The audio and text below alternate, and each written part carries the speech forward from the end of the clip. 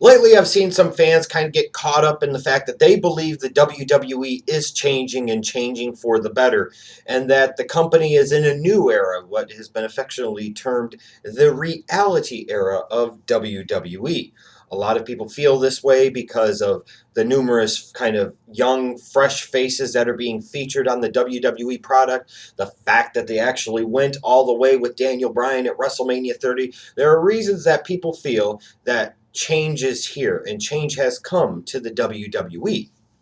However, when I look at it, I see a different reality. I see the reality being that no matter how much the faces might change, that ultimately it's pretty much the same old crap. Just calling it as I see it. It really, to me, comes across right now with the WWE that nothing is different and nothing has really changed.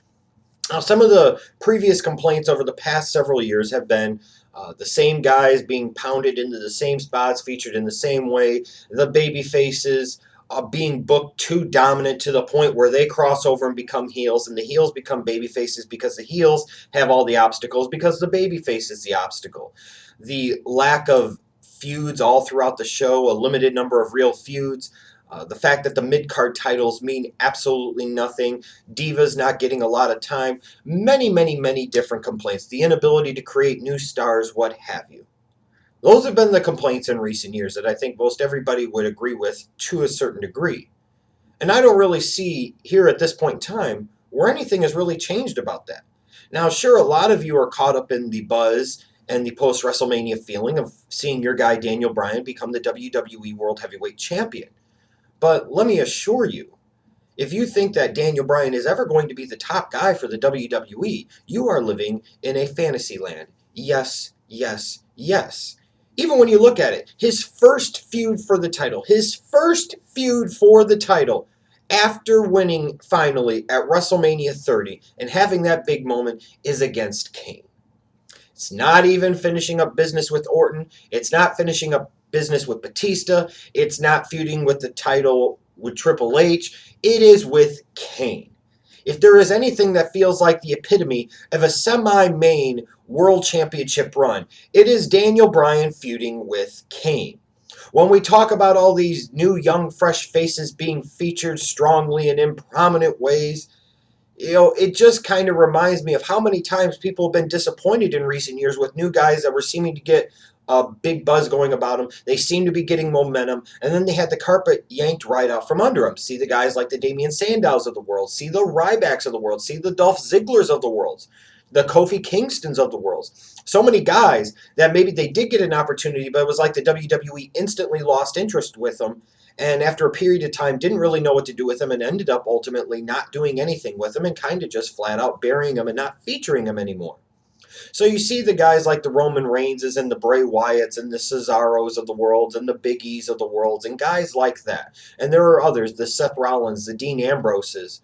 You sit there and you say to yourself, maybe because you want it to be true and you believe it to be true, that the WWE has finally changed their ways and realized that they can't rely on the same guys forever. But at the end of the day, when you really look at it, what's really going to change? I mean, they turned Cesaro face just to realign him with Paul Heyman, the guy who freaking was associated with the guy who ended the streak of The Undertaker at WrestleMania 30. For all of you that sit there and say, well, Cesaro aligning with Paul Heyman is great for him and it means big things for the future. Does it really? How'd that work out for Ryback? How'd that work out for Curtis Axel? I'm just saying. You took a heel manager and gave him to a babyface, and now you've kind of muddied the waters. That seems like typical WWE BS to me. Guys like Bray Wyatt that are trying to break out, trying to become big-time stars, are being made to look stupid right now, even in spite of the fact that he's doing everything he can to be entertaining and be awesome and be complete counterculture to the guy that he's feuding with. It's ultimately the WWE deciding that, hey, John Cena's got to look unstoppable, and John Cena's got to be the man, and John Cena's got to be the best at every step of the way, no matter what. You talk about the guys like the Roman Reigns and the Dean Ambroses and the Seth Rollins, and now they're feuding with Evolution, which is great in theory, but this is still Triple H, Randy Orton, Dave Batista, three members of the Breakfast Club, if you will, being featured very prominently in big-time spots. When we look at the mid-card right now in the WWE, there isn't one. It's just a bunch of random stuff and a bunch of random matches. When you do have a mid-card feud or a feud over a mid-card title, here's what you get. You get a match, you get a match, you get another match, and maybe one more match, and then it's off. That's not good storytelling. That's not building a good feud.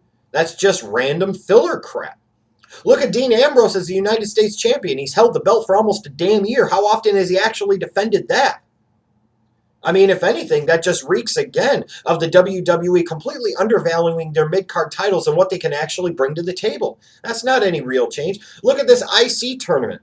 A lot of people are buying into this BS that now with this tournament, that means that the belt's going to mean more and it's going to have additional prestige. If a Wade Barrett wins it, my God, that's going to mean big things. Number one, how many times have we been down the Wade Barrett trail before to ultimately only been disappointed? Number two, Wade Barrett has been IC champion before, and what exactly happened with that? Number three, in order to make a guy a star as the IC champion, you actually got to feature him on television, and look what they're doing right now with Big E Langston. It's like this IC tournament was just designed as filler for a few weeks for Raw to lead up to Extreme Rules. Who's to say that anything is going to be anything different if somebody other than Big E was the Intercontinental Champion? The only time Big E post-WrestleMania is really getting any television time, he has the belt over his shoulder and he's watching backstage on the monitor. That's not making anybody a star. That's not helping anybody. That's not bringing any prestige or meaning to the IC title. You look at the WWE right now and you look at Raw, you basically have three feuds. And that's the way it's been for a long period of time. It used to be a couple of years ago. It was a feud involving Cena, it was a feud involving Orton, and it was a feud involving The Miz when he was your mid-card champion. Well, when you had Cena and Miz feud, that was one feud, and then you sat there and you really had a feud for Randy Orton, and then you filled in with feuds like maybe one involving the fucking commentators. And the rest of it was kind of mindless, pointless filler crap that accomplished nothing. Well, you look at WWE right now. You've got a feud involving Daniel Bryan. You've got a feud involving Randy Orton. And you've got a feud involving John Cena. And most of the rest of it feels like pointless filler crap. When we talk about the Divas, you sat there, you had AJ Lee have this big, long title reign. But once she became the longest reigning Divas champion in history, it was like they did everything they could to undercut her. They did everything they could to not make her feel like a big deal, to the point where some weeks they weren't even featuring her on TV, or more often than not, if she was appearing on TV, she was losing a damn match. And she gets her big moment at WrestleMania 30, only to ultimately drop the belt the next night to Paige. And now how do we do this with Paige? Are we going to start off in some big compelling rivalry? No, we give her one or two random ass matches, and then you've got a feud with her and Tamina that really isn't a feud at all. It feels like more pointless filler Divas crap. I guess my question is right now, when it comes to the WWE, why do people think that there really is all this change that just frankly isn't there? To me, the reality of this reality era is that some of the faces and participants may have changed, but a lot of the shit still remains the same. You don't have an entire card filled with great compelling matchups. Your divas mean nothing. Your mid-card titles mean nothing. I still don't see, other than maybe like a Roman Reigns, where the WWE is actually going to make big stars out of a lot of these younger guys and out of a lot of these fresh faces, again, based off of the recent history of the company. Anytime it actually gets to that point of where a guy is trying to get super mega over and that guy is actually trying to become a big star and break out and make it on his own, they do something to intentionally undercut him. You look at Ryback. There was absolutely no reason last year to turn him heel. Absolutely no reason other than the fact of he had so much momentum. They wanted an opponent for John Cena so that way John Cena could look better and still remain on the top.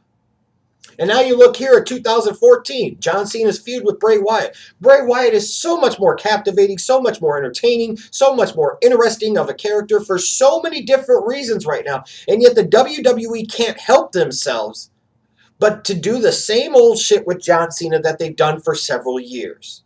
That is, even when they give you these kind of bullshit obstacles for Cena, they're no real obstacles. John Cena becomes the fucking obstacle. And that's the truth of the matter. And it's a shame and it's disappointing.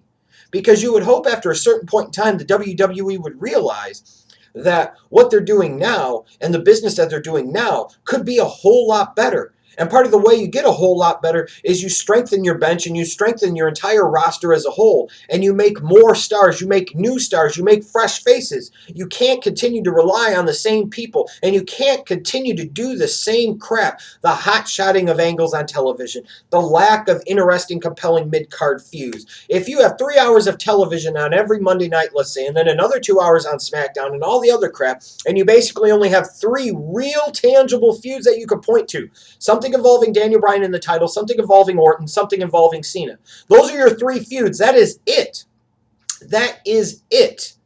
Nothing else is really constructed in a real big-time storyline way. Nothing else actually really feels like a rivalry. Everything else is either just random match, without setup, without follow-up. You've got mid-card titles that mean nothing. Like I said, what's so different about the WWE now? What has the WWE really done to change anything? To me, like I said, some of the faces may have changed a little bit, but ultimately, it really feels like the same old crap we've seen for the past few years.